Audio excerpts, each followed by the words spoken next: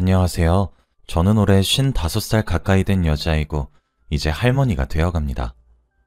저는 얼마 전 남편과 이혼을 하게 되었는데 지금 생각해보면 정말 제가 왜 그렇게 바보 같았는지 이해가 가질 않네요. 그래도 지금은 마음 한켠이 후련합니다. 저는 남편과 결혼을 하고 자식들을 다 키우고 결혼까지 시키고 난 후 둘이서 오붓하게 노후 생활을 보내고 있었어요. 남편도 퇴직을 했고 저도 일을 하지 않아서 자식들이 주는 용돈과 퇴직금으로 하루하루를 평화롭게 지내고 있었죠. 처음에는 하루 종일 먹고 자면서 노는 것이 마냥 행복한 일인 줄 알았지만 이것도 계속하니 너무 지루하고 따분하더군요. 그래서 취미생활을 가져볼까 싶었는데 마땅히 하고 싶은 취미생활도 없을 찰나에 남편이 저에게 물어보더라고요. 여보, 우리 산악동호회 들어갈까? 저는 평소에 운동을 정말 싫어하고 가만히 있는 걸 좋아해서 그냥 혼자 하라고 했습니다. 그런데도 남편은 제발 딱 한 번만 가보고 결정하자. 주위에서 다 산악동호회 하는데 다들 그렇게 재밌대. 응? 하며 저를 설득했어요. 저는 끝까지 혼자 가라고 걷기 싫다고 했지만 결국 남편의 성화에 못 이겨 산악동호회를 들어가게 되었죠. 남편은 오랜만에 산을 타는 거라면서 잔뜩 기대를 했고 며칠 전부터 등산복이랑 등산화까지 장만하고 기대하고 있더군요. 결국 당일이 되어 산을 타기 시작하는데 정말 오랜만에 하는 운동이라서 숨이 차오르고 당장이라도 쓰러질 것 같아서 남편과 함께 그 자리에서 내려왔습니다. 아, 여보, 정상 다 와가는데 왜 그래? 여보, 나 진짜 쓰러질 것 같아. 그만 돌아가자, 우리. 아, 나 정상 찍고 싶었는데. 그건 다음에 하자. 미안해. 결국 제 체력에 못 이겨 저희는 뒤풀이도 못하고 집으로 귀가를 하게 되었습니다. 등산 조금 했다고 며칠 동안 근육통을 달고 살았고 너무 괴로웠어요. 그래서 다시는 등산을 하지 않겠다고 다짐했죠. 남편은 체력도 어찌나 좋은지 다녀와서는 몸이 개운해진 느낌이라며 얼른 다음 등산 또 가고 싶다고 했고 결국 다음 등산부터는 남편 혼자서 가게 되었죠. 남편은 동호회를 가기 며칠 전부터 잔뜩 기대를 하며 저에게 어떤 산을 갈 건지 떠들기도 했고 갔다 와서는 저에게 찍은 사진을 보여주며 어때? 너무 예쁘지?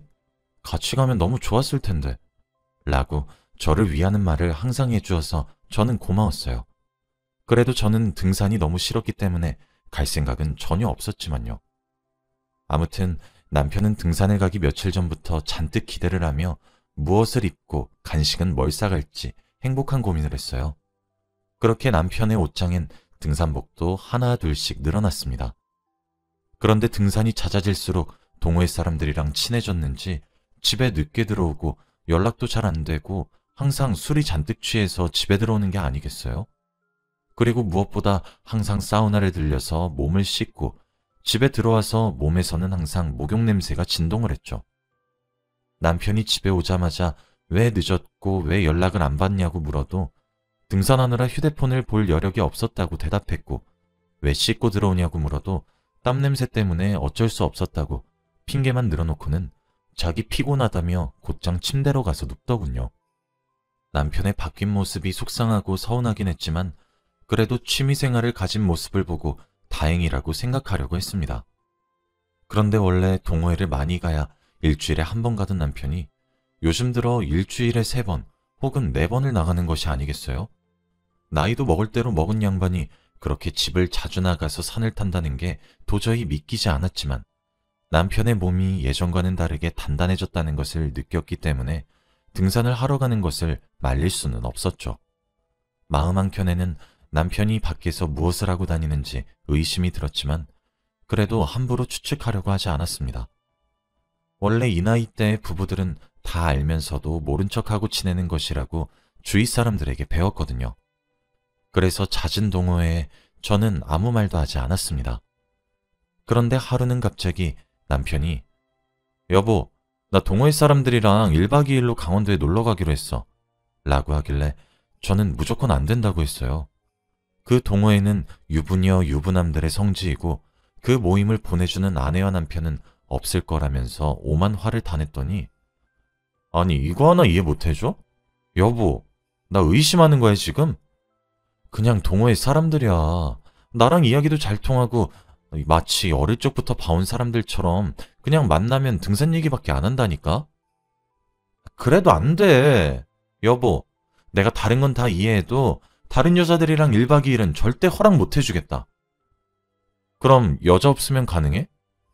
여자 없이 1박 2일 여행을 가겠다고? 응. 그렇게 내가 못 믿어오면 내가 여행 가서 증거물 다 남길게. 그 정도로 그렇게 가고 싶어? 응. 나 오랜만에 마음 맞는 사람들 만나서 너무 기쁘단 말이야. 저는 어쩔 수 없는 남편의 고집에 백기를 들었고 결국 남편은 여자와 함께 동행을 하지 않겠다는 약속을 하고 강원도로 1박 2일 여행을 떠났습니다. 출발할 때 사진으로 저에게 인증샷을 보냈고 펜션에 도착하고 고기를 구워 먹고 등등 거의 1시간에 한 번씩 사진을 찍어서 보내는 모습에 저도 걱정을 덜어놓을 수 있었죠. 남편이 집으로 돌아오는 날 남편이 동네에서 동호회 사람들이랑 술 한잔하고 오겠다며 늦을 거라고 먼저 자라고 했지만 저는 남편이 보고 싶어서 거실에서 기다리고 있었습니다.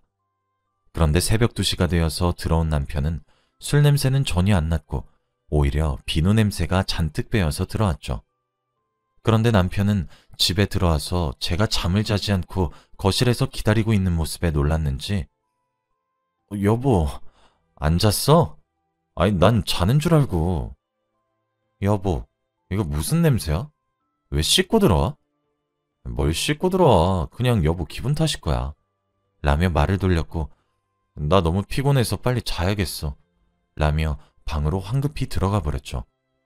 저는 겨우 남편에 대한 의심을 덜어놓았는데 이렇게 또 의심을 하게 되었고 다음날 남편은 또 밖으로 나가더군요.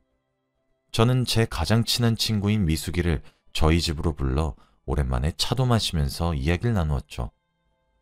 미숙아, 나 요즘 고민 있다? 왜? 무슨 일인데? 아니 요즘 내 남편이 조금 수상해. 산악동호회 다니면서 부쩍 자주 나가고 항상 들어올 때 씻고 들어온다? 뭐? 산악동호회? 너 도대체 그런 곳을 무슨 생각으로 네 남편 보내는 거야? 아니 왜? 아니 산악동호회는 불륜의 성지인 거 몰라? 아 거긴 내가 가봤는데 그런 것 아니야. 아, 나도 처음에 했었는데 평범하게 등산만 하는 동호회더라고. 야 그래도 믿지 마. 산악회 사람들 전부 다 유부녀 유부남들이야. 요즘 인터넷 카페로 가입해서 개인적으로 만나고 여행도 가고 막 그런데도 너 조심해. 이미 여행도 갔다 왔는데? 뭐? 아니 여자들 빼고 남자끼리 갔어. 야 그걸 어떻게 믿는데? 아니 남편이 계속 사진도 보내줬으니까 믿지. 저는 남편이 강원도로 여행 갔을 때 보내준 사진들을 미숙이에게 당당히 보여주며 아무 일도 없었다고 말했죠. 그런데 미숙이가 사진을 보고 멈칫하더군요. 잠시만. 근데 테이블에 왜 젓가락이 6개야? 왜 이렇게 많아? 라고 하면서요. 저는 당황스러웠어요. 에이, 술 취하면 젓가락은 자주 떨어뜨리니까 많이 놔뒀겠지. 라고 대꾸했지만 제 머릿속은 이미 혼란스러웠죠. 그래도 미숙이는 계속 의심을 하며 결국엔 남편 보고 동호회 그만두게 하라고 했습니다. 저는 미숙이가 젓가락 개수를 발견한 순간부터 계속 의심했지만 그래도 남편에게 물어보지 않았어요. 그냥 대뜸 남편이 오자마자 여보, 산악동호회 그만두면 안 돼? 요즘 여보가 거기 가입한 이후로 나랑 같이 있는 시간이 부쩍 줄어든 것 같아서 라고 했어요. 갑자기? 이미 나 거기에 너무 적응해서 그만두긴 힘들 것 같은데 또 나 의심하는 거지? 이젠 지긋지긋하다. 아니 그게 아니라 하나밖에 없는 남편이 평생 동안 집안을 위해서 일을 하고 이제 드디어 퇴직하고 쉬려고 취미생활 좀 가져보겠다는데 도대체 왜 이렇게 반대해? 내가 만약 여보였으면 절대 반대 안 해. 아니 차라리 가라고 등 떠밀 판이야. 왜 이렇게 날 이해 못 해줘? 라며 오히려 저에게 화를 내었죠. 저는 너무 화를 내고 동호회에 대한 애정이 깊은 남편을 말릴 수 없었기에 남편에게 그만두라고 하는 것을 멈추고 다음날 미숙이에게 연락을 하였습니다. 미수가, 나 뭐 하나만 부탁해도 될까? 응? 뭔데? 남편이 내가 아무리 동호회 그만두라고 해도 말을 안 들어서 그런데. 아니, 대체 왜 그러는 거래? 뭘 숨기고 있는 게 확실하다니까? 미수가, 그래서 말인데, 혹시 내 남편 모르게 남편이 가입한 동호회에 들어가서 남편이 도대체 뭐하고 지내는지 알아봐 줄 수 있어? 미숙이는 제 부탁에 흔쾌히 허락했죠. 저와 미숙이는 정말 친한 사이지만 최근에 친해진 사이라서 남편은 제가 미숙이와 친한 사실을 전혀 몰라요. 요즘 남편과 대화할 시간도 없어서 미숙이란 이름도 모르고요. 그래서 미숙이가 동호회에 가입을 한 후 저에게 남편이 무엇을 하고 다니는지 가르쳐 주기로 했죠. 처음 동호회를 마치고 미숙이가 저에게 전화가 왔어요. 그래, 미숙아, 어때? 여자 있지? 아니? 네 남편 그냥 성실하게 등산만 하고 뒤풀이 가고 그냥 끝이야. 여자들한테 딱히 꼬리치는 것도 없어. 의심 안 해도 되겠다, 야. 라고 하더군요. 저의 가장 친한 친구가 그렇게 말해주니까 저는 정말 안심이 되었고 남편을 의심하지 않기로 결심했습니다. 그렇게 남편은 평소와 같이 동호회에도 자주 나갔고 개인적으로 동호회 사람들도 자주 만났죠. 그래서 저는 혼자 있는 시간이 많아져서 미숙이를 집으로 초대했지만 미숙이도 동호회 때문에 바쁘다며 거절을 하더군요. 그러면서 야, 근데 네 남편 너무 재밌다. 여기서 아주 인기쟁이야. 야, 너 이런 남자랑 결혼해서 너무 부럽다. 라며 제 남편의 자랑을 저에게 하면서 남편과 등산도 같이 가고 뒤풀이도 같이 하면서 친분을 쌓은 모양이더군요. 그래도 저는 친한 친구가 그런 곳에서 남편을 봐주고 있으니 안심이 되었고 남편이 동호회를 간다고 하면 미숙이도 가? 라고 물었어요. 미숙이도 간다고 해야 저도 보내주게 될 정도로 그만큼 미숙이를 많이 믿었습니다. 그렇게 몇 주가 지나고 저는 평소처럼 집안일을 하면서 빨래를 하기 위해 남편의 옷을 뒤적뒤적거리고 있었는데 무언가 집히더군요. 그런데 그건 다름이 아니라 여자 립스틱이었습니다. 당연히 제가 쓰는 립스틱은 아니었고 사용감이 보이는 립스틱이라 저에게 선물하려고 사온 립스틱처럼 보이지 않았죠. 저는 이 립스틱의 정체를 알아내기 위해 제가 가지고 있기로 했고 남편에게 물어보기 전에 핑곗거리를 댈 수 없게 그 립스틱의 주인을 찾기로 했습니다. 립스틱을 발견한 후부터는 남편이 밖에서 뭘 하고 다니는지 대충 예상이 되었고 저도 더 이상 제가 의심을 한다는 티를 내지 않기로 했죠. 저번에도 비슷한 경험이 있어서 이번에는 타격이 크지 않았기 때문에 저는 이혼을 해도 괜찮았고 위자료라도 받자라는 마음으로 임했습니다. 저는 미숙이에게 전화를 걸어 미숙아, 나 요즘 고민 있어 라고 했고 아 진짜? 근데 어쩌지? 내가 요즘 너무 바빠서 미안해. 다음에 얘기해 줄 수 있을까? 미숙아, 남편 옷에서 다른 여자 물건이 나왔어 라고 한 순간 미숙이는 바로 저희 집으로 오겠다고 했어요.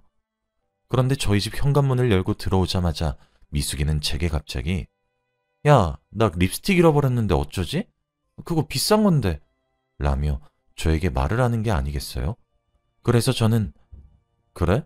무슨 브랜드인데? 아, 그거 내가 좋아하는 브랜드 있잖아. 미숙이는 예전부터 좋아하던 명품 브랜드가 있었는데 거기서 샀다고 했고 자기 남자친구가 선물해 준 거라 아끼는 거였는데 잃어버려서 큰일 났다고 했습니다. 미숙이는 몇 년 전에 이혼을 했고 아기도 없어서 혼자서 지내고 있어요. 너 남자친구 생겼어? 내가 말 안 했나? 아, 요즘 그 사람 때문에 너무 행복해. 나한테 너무 잘해줘. 그 립스틱도 그 사람이 사준 건데 큰일 났다. 제가 남편의 옷에서 얻은 립스틱도 미숙이가 잃어버린 립스틱의 브랜드가 같았거든요. 저는 애써 담담한 척했지만 그래도 그 브랜드가 워낙 유명한 브랜드라 많은 사람들이 갖고 있기 때문에 저는 미숙이를 의심하지 않으려고 했어요. 그때 미숙이가 아 맞아. 너 남편 옷에서 다른 여자 물건 나왔다며? 그거 뭔데? 아니야. 그냥 내 물건인데 내가 잠깐 착각했더라고. 오랜만에 본 물건이라서. 저는 미숙이에게 도저히 립스틱 얘기를 할 수 없었기에 그냥 혼자서 그 립스틱의 주인을 찾으려고 했습니다. 미숙아, 그래서 동호회 재밌어? 요즘 동호회 다닌다고 통 연락 안 된다 너. 너무 재밌어. 사람들이 너무 재치가 넘쳐. 웃느라 시간 가는 줄 모른다니까? 그래? 나도 가입할까? 에이, 넌 체력이 안 좋아서 안 될걸? 이라고 하며 저의 가입을 말리는 눈치길래 저는 알겠다고 했고, 도대체 얼마나 재밌는 동호회길래 저희 가입을 그렇게 말리나 싶어 저희 휴대폰으로 그 카페에 들어가서 가입을 하니 정말 카페의 내용은 충격적이었습니다. 전부 다 유부녀 유부남들의 사진이었고, 다 같이 여행을 간 사진, 그리고 아기까지 있는 사람들이 산악동호회를 가서 연인이 되어 글을 남기는 경우가 대다수였고, 그리고 사진글도 아내 몰래 온 여행 너무 재밌네요 라는 멘트와 함께 찍은 사진들도 많았습니다. 저는 그렇게 입이 떡 벌어진 채로 그 카페 글을 읽어가고 있었는데 우연히 본 사진 속에는 익숙한 얼굴들이 있더군요. 바로 미숙이와 저희 남편이었습니다. 뒤풀이를 하는 사진이었는데 둘은 산악회에서 유명한 커플인지 댓글에는 정말 잘 어울려요. 역시 우리 동호회의 대표 커플 이라는 반응뿐이었습니다. 저는 정말 어처구니가 없었죠. 저는 그 사진들을 다 저장하고 남편이 뒤풀이를 하고 있다는 장소로 가니 역시 그곳에는 미숙이와 동호회 사람들과 술을 마시고 있었고 남편과 미숙이는 사진 속 모습처럼 다정해 보였습니다. 저는 당장 그 술집으로 들어가 그 사진을 내밀며 야, 니네 뭐하냐? 라고 소리를 질렀고 그 가게에 있던 사람들은 저희 테이블로 눈길을 다 돌리며 제가 하는 말에 모두 귀를 기울이고 있었죠. 당신 미쳤어? 다른 사람도 아니고 나랑 제일 친한 미숙이랑 불륜? 그리고 미숙이 너 어떻게 그렇게 나한테 뒤통수를 치냐? 너 립스틱 줬다던 그 남자친구가 내 남편이었어? 너 일부러 그랬지? 그래, 일부러 그랬다. 네가 워낙 둔하길래 이젠 눈치 좀 채라고. 네 남편 옷에 내 립스틱 일부러 숨겨뒀고 그리고 일부러 가서 립스틱 잃어버렸다고 티도 냈다. 얘가 자존심만 더럽겠지 해서는 야, 네 남편 안 쓸 거면 나한테 줘. 어차피 너 남편 사랑하지도 않잖아? 저는 믿었던 미숙이에게 이런 배신을 당하니 어처구니가 없었죠. 하, 뭐? 남편을 줘? 당신도 같은 생각이야? 제 물음에 남편은 아무 말도 하지 못했고 그 자리에 있던 사람들은 모두 저를 불쌍한 눈으로 쳐다봤죠. 친구 남편을 빼앗아간 미숙이는 오히려 당당한 태도로 저에게 야, 그리고 네 남편 나랑 만난 거 네 책임도 있다? 네가 애초부터 남편 감시하라고 동호회에 들어가라고만 안 했어도 이런 일은 없었지. 그냥 네 남편 만나라고 네가 등 떠민 셈이야. 그러니까 우리가 만난 건 네 잘못도 있다는 걸 명심하라고. 그리고 내가 가기 전부터 네 남편 다른 여자들이랑 하오 떠들면서 밤마다 놀더라. 그냥 내가 모른 척 한 거야. 라고 하더군요. 저는 정말 화가 치밀어 올라서 거기 있던 맥주병을 미숙이 머리 위로 쏟아부으며 말했어요. 야, 네 남자친구 별 쓸모도 없을 건데? 부인이 시퍼렇게 두 눈 뜨고 살아있는 집안의 남자 채가셔서 아주 좋으시겠어요. 미숙이는 소리를 질렀고 저는 남편을 바라보며 미숙이 남자친구분, 미숙이가 당신 정말 사랑하는 것 같으세요? 그쪽 말고도 다른 남자친구 많을 거예요. 평생 속으면서 살아보시던지요.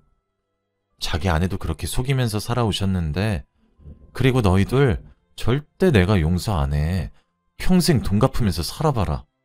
라고 한 뒤 가게를 나왔고 다음날 해가 뜨자마자 저는 법원으로 가서 이혼 서류를 발급했고 그리고 미숙이를 상간녀 소송을 진행했습니다. 저는 절대 합의 이혼을 하지 않았고 카페에 올라와 있던 사진과 가게, CCTV 자료를 총동원해서 그들에게 청구할 수 있는 위자료는 최대한 높게 청구했고 그들은 평생 저에게 돈을 갚으면서 살아야 하는 처지가 되었죠. 그렇게 이혼과 상간녀 소송이 끝나고 저는 지금 그들의 위자료를 받으며 살아가고 있습니다. 동네에는 소문이 자자하게 났고 한동안 저희 집 이야기가 사람들 입에 자주 오르락내렸죠. 그래도 그건 한순간이었고 저는 전혀 개의치 않았습니다. 들어보니 미숙이는 결국 다른 남자를 만나서 그둘은 헤어지게 되었다고 하네요. 나중에 알게 된 사실이지만 자기가 이혼하고 혼자 살 동안 저는 자기와 다르게 안정적이고 평화로운 가정을 꾸리면서 살고 있는 게 배 아파서 제 남편을 빼앗은 거였고 제가 순순히 남편을 가지라고 하고 전혀 기죽지 않는 모습을 보이니까 더 이상 남편은 쓸모가 없어졌고 그렇게 미숙이는 자취를 감추었습니다. 남편은 제 생일과 결혼기념일 때만 되면 저에게 꽃과 편지를 보내곤 해요. 잘못했다고 용서를 해달라고 하면서요. 하지만 저는 절대 용서해줄 생각도 없고 이제 자식들도 다 큰 성인이 되었기 때문에 자기 아빠의 이런 이야기를 듣고도 그렇게 충격을 받지 않더군요. 그래서 남편은 지금 어디서 뭐하고 사는지 전혀 모릅니다. 제 이야기는 여기까지예요. 들어주셔서